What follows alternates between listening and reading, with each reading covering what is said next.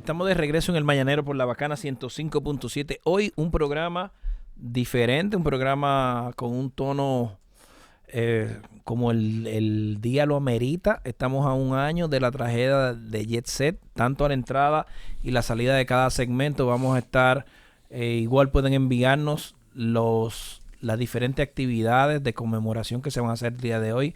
En mi caso, mi amigo, hoy la familia de mi amigo, que en paz descanse, Felito Music, tendremos esta misa. Hoy la familia ha convocado, igual como muchos de ustedes cuando convocamos para donar sangre, se dieron cita.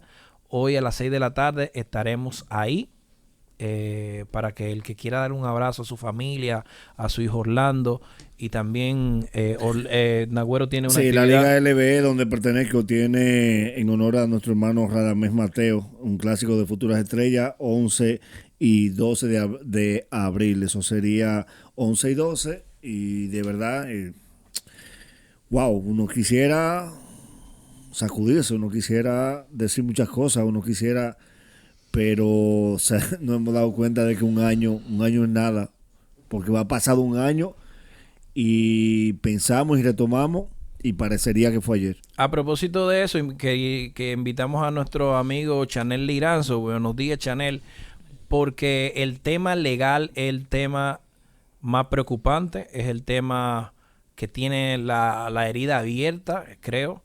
Y a un año, Chanel, ¿qué ha pasado? ¿En qué etapa está? Ilústrenos un poquito. Mira, gracias nuevamente por la invitación. Creo que es propicio que a un año de esta gran tragedia le demos seguimiento también a los aspectos legales, que son quizá el hilo conductual que más abre las heridas respecto a esta tragedia. A un año estamos aún todavía en la audiencia preliminar, que es la etapa en la que se decide si un proceso va a juicio de fondo o no. Estamos en esa etapa.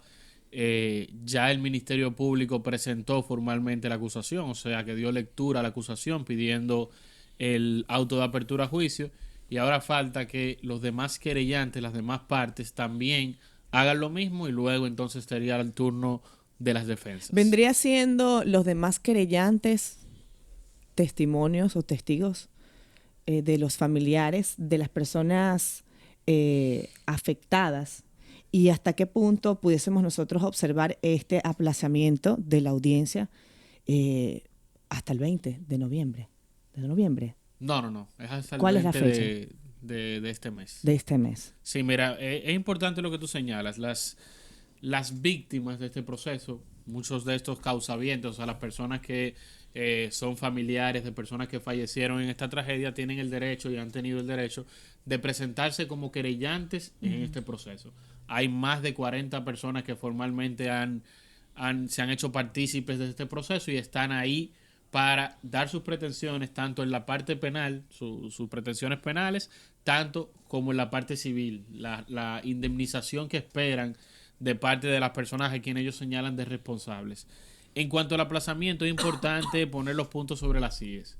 Este aplazamiento, el último que se dio, es a causa de que otras partes distintas al Ministerio Público, que es el que lleva la acción pública, han señalado, por ejemplo, como terceros civilmente responsables al Ministerio de Obras Públicas y al Ayuntamiento. Y estas dos partes han dicho que no tienen conocimiento pleno del expediente y pidieron el aplazamiento para poder tomar conocimiento completo del expediente. En este punto y respecto a ese aplazamiento que se les concedió, hay que resaltar que el juez fue muy enfático en decir, mira, es un aplazamiento de derecho porque era la primera vez que esas partes se presentaban formalmente al juicio, pero aquí todo el que está presente conoce y debe conocer este expediente. Esto es un expediente que ha estado abierto al público, esto es un expediente que no se ha reservado por ningún motivo, o sea que las partes sean diligentes en tomar conocimiento para que eso no sea nuevamente un motivo de aplazamiento de ese proceso. Para que la gente sepa, ¿cuáles son las fases de un proceso como este? Mira, todos los procesos penales tienen primero una etapa inicial, que son las medidas de coerción. Ya esa etapa fue superada. En este caso, las partes tienen impedimento de salida, y garantía económica como medidas de coerción asociadas a la imputación. Luego está la presentación de la acusación, que abre la etapa en la que estamos, que es la audiencia preliminar. Luego de la audiencia preliminar se decide si un proceso va a juicio o no, y tendríamos entonces la etapa final, si se quiere, que es la etapa de juicio formalmente. Entonces estamos en esa etapa intermedia que da paso o no al juicio de fondo. Hace un año tuvimos un conversatorio contigo y la formalización de las demandas. Tú nos comentabas la importancia de tal vez no agruparse, pero tener la documentación al lugar. Hoy en día, quien no se querelló hace un año, ¿puede participar en una querella formal? Mira, hay múltiples formas de participar. Tú podrías tener la posibilidad de presentarte como testigo. En caso el Ministerio Público te puede llamar, o cualquiera de las otras partes. Sin embargo, conforme a los plazos procesales, ya las partes que debieron formalizar sus querellamientos, ya ese plazo venció. No te digo que no puedan mañana presentarse, pero probablemente esas querellamientos particulares que se presenten ahora, el juez muy probablemente los inadmita por haber sido presentados fuera de plazo. ¿Y cómo podrían participar de ser víctimas? No, es que como víctima tú tienes que querellarte como parte civil para poder exigir indemnizaciones, porque todas las víctimas que se quieran presentar en el proceso pueden, pero formalmente para exigir que se repare el daño que le provocó el supuesto ilícito, entonces tienen que haberlo hecho, porque obviamente tú tienes que tener reglas, no puede ser un espacio abierto. Y es muy importante, algo que quería señalar, independientemente del derecho que tienen todas las víctimas en el proceso, las víctimas también tienen que saber jugar su papel, en el sentido de no ser las víctimas quienes promuevan causas de aplazamiento. El juez, yo creo que ha estado llevando el proceso de manera correcta y enfática, sabiendo la magnitud y el impacto social que eso tiene, porque ha llamado la atención de, miren, si aquí hay una parte que no se ha presentado, pidan la rebeldía y vamos a avanzar. Desglosen el expediente si no es una parte esencial. Vamos a avanzar, y lo dijo de manera textual en la última audiencia, no podemos llegar a octubre, noviembre, diciembre sin tener una decisión respecto a la audiencia preliminar. Siguiendo ahí con el juez, se notó en la forma en que él manejó el caso el pasado lunes de que está como un poquito cansado de las vueltas que ha dado. Por eso, como usted dijo en su respuesta anterior, de que le dijo, usted tenía que conocer este caso. Eso da una señal de que fácilmente en una próxima audiencia ya el proceso coge el bajadero para finalizar el hecho. Yo creo que ya el proceso lo cogió el bajadero. ¿Por qué? Porque independientemente de las situaciones que se presentaron el pasado lunes, el juez ordenó que el Ministerio Público diera lectura a la acusación. ¿Qué sucede cuando inicia formalmente esa lectura de la acusación? Que ya el proceso no se puede detener por más de una cantidad de tiempo. O sea que ahora vamos a tener audiencias, o debemos tener audiencias continuas con una frecuencia más limitada. O sea, ya no vamos a tener un aplazamiento que sea para dentro de 2 meses, sino que haya un máximo de 10 días hábiles entre una audiencia y otra, porque si no se rompe algo que en derecho se llama inmediación, ese carácter directo y continuo de las actuaciones. Y eso fue lo que consiguió el juez al ordenar al Ministerio Público, miren, al margen de que yo acepte el peritaje que está pidiendo la defensa, al margen de que estas partes tengan que tomar conocimiento del expediente, aquí vamos a iniciar. Exacto, eso que usted dice y que el juez, como Correa menciona, cómo se maneja el respeto al debido proceso y la necesidad de justicia que tiene el pueblo dominicano. ¿Cómo se va a manejar eso? ¿O cómo se está manejando eso? El debido proceso que legalmente hay, ¿verdad? Corresponde. Todo, y que muchas veces uno lo entiende como trabas. ¿Cómo se maneja esto? Mira, yo creo que el juez ahí ha sido correcto, porque hay que saber balancear las cargas. El juez ahí ha sabido dar unas de cal y otras de arena para el proceso.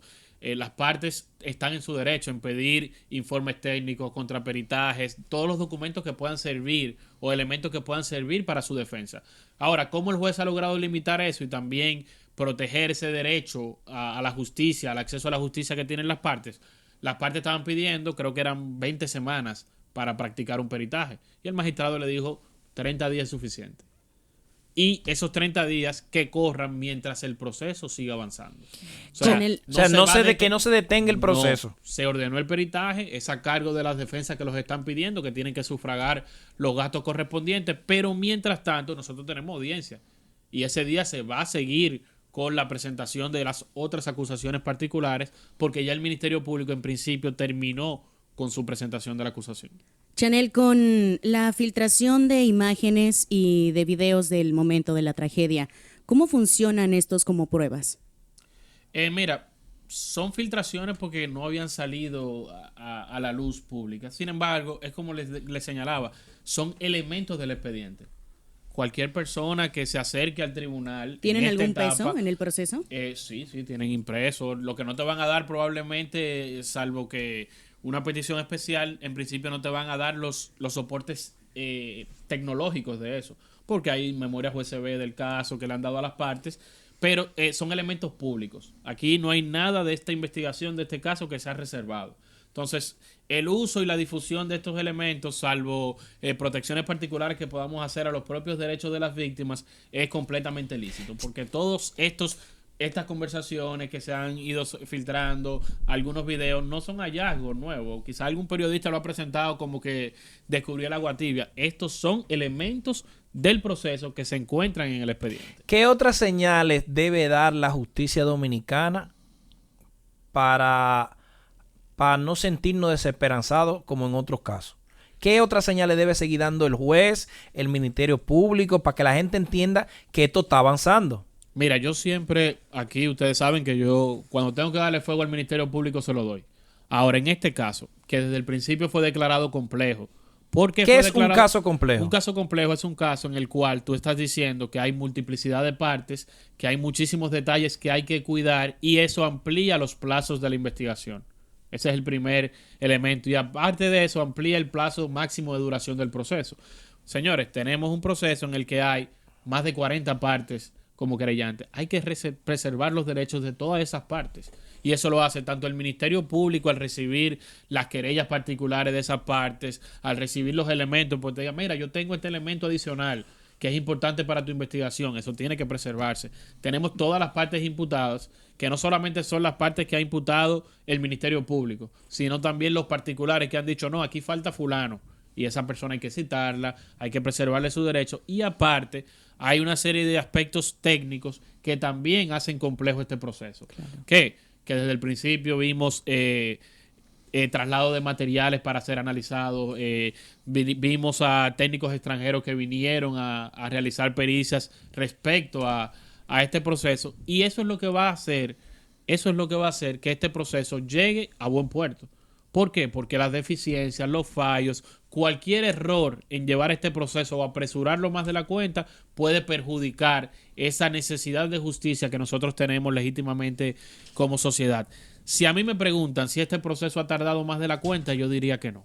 Siendo plenamente sincero. Viendo los parámetros, este proceso que ahora debe acelerarse con la lectura de la acusación, va a un ritmo esperado. Chanel, desde la inconformidad y el dolor de la ciudadanía, hay mucha ignorancia con relación a lo legal, porque tú bien lo acabas de decir, le acabas de dar un tiempo que ha sido prudente desde el punto de vista jurídico. Al solicitar la defensa un nuevo peritaje, la gente quizás duda y dice, pero ¿qué más hay que ver? ¿Qué más hay que peritar? Pudiésemos darle la información correcta a la gente de por qué este vendría siendo el proceso indicado. Porque mira, ¿qué sucede? Y como lo presentó también la defensa, ese peritaje con ese enfoque se lo pidió inicialmente al Ministerio Público y el Ministerio Público en la etapa de la investigación no lo ordenó. El juez, para preservar el derecho que tiene la defensa a eso, ahora lo concede. ¿Qué sucede? El juez, para evitar que eso sea una táctica dilatoria, lo hace sin detener el proceso. Y segundo, que es muy importante, esto no invalida en lo absoluto el peritaje del Ministerio Público que ya se hizo o los demás peritajes. Eso no lo invalida. Es un elemento que la defensa va a utilizar para amoldarlo o no a su teoría del caso. Y obvio, también ese peritaje puede salir con elementos que no sean 100% favorables a la defensa. Y ya va a tener que ser incorporado al proceso porque las pruebas, una vez son admitidas a juicio, son pruebas comunes. Si no te conviene, la puede usar la otra parte perfectamente. Entonces, ¿qué está haciendo el juez? Como les decía, equilibrando las cargas. ¿Por qué? Porque si el juez, sin justificación, rechaza ordenar ese peritaje, es un desmedro al derecho de defensa que tienen las partes, que después pueden hacer valer esa violación al derecho de defensa y puede perjudicar el proceso completo. Finalmente, Chanel, ¿qué puede esperar la gente del proceso de ahora en adelante? ¿Qué sigue? Los tiempos, hace un año ya. Vamos a tener mucho más noticias respecto al jet set. ¿Por qué? Porque ahora empieza lo que nosotros en derecho conocemos como una velocidad crucero. Vamos a tener audiencias más constantes, con una mayor frecuencia. Es probable que, como se ha hecho en otros procesos, se disponga que haya incluso más de un día a la semana de audiencia de este proceso para poder avanzar. O sea, yo creo que el mensaje sincero, no jurídico, pero sincero del magistrado respecto a la necesidad de avanzar en este proceso es la mejor noticia que puede recibir la sociedad, a de que pronto, en los próximos meses, vamos a tener una decisión respecto a la etapa preliminar del caso Jet Set. Muchas gracias, Chanel. ¿Cómo la gente se comunica con usted? En todas las plataformas sociales estamos como @ChanelLiranzo y nuestras oficinas en Nuevo Centro Segundo Nivel. Reiterarle que si usted tiene, igual que Nagüero y yo, que tenemos actividades hoy para conmemorar las personas que se nos fueron en esta tragedia, el caso de Felito Music, esta tarde a las 6 de la tarde. Ahí está la dirección. Y Nagüero, ¿cuál es la suya? 11 y 12 será el clásico en honor a nuestro hermano Radamés, y en mis redes sociales estará la ubicación y todo. Ahora viene el único bloque al que nos interesa meterle.